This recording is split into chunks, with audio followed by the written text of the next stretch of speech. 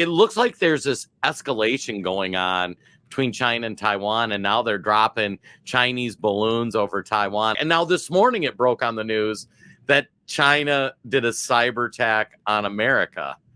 And like, can you connect some of these dots for me? Like, what's going on in Taiwan? It looks like they're getting ready to pull something there. And then how does that connect to what we see going on over here? I think the Chinese Communist Party had planned very long time for this cyber infiltration and cyber warfare. And Mao's is the perfect example, right?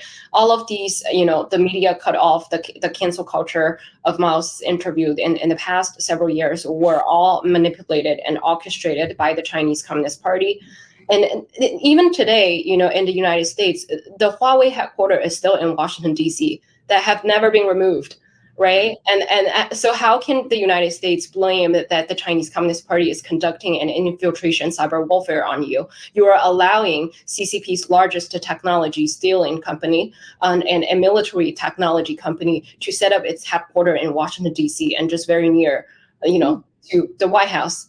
And so, and when the host, of Fox News mentioned that, the West Coast was also one of the primary targets. And yes, the Chinese Communist Party had deployed meticulous military tactics, their networks and technologies around the West Coast. And that has been mentioned by Miles in his previous videos as well.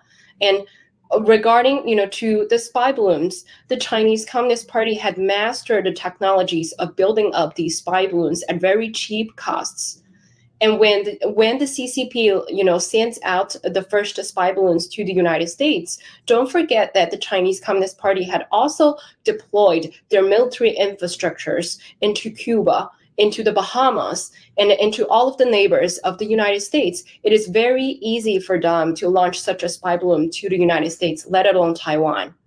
So when we look at this, I think the United States needs to pay a further attention on mastering the general CCP's military tactic and technology and deploying networks in the worldwide. We should not just look at a single point that the Chinese Communist Party is, on the one hand, conducting a cyber warfare and infiltration into the 24 critical industries of the United States. They have been planned for a long time, and the United States still allow Huawei to set up its headquarters in DC. That is the problem, right?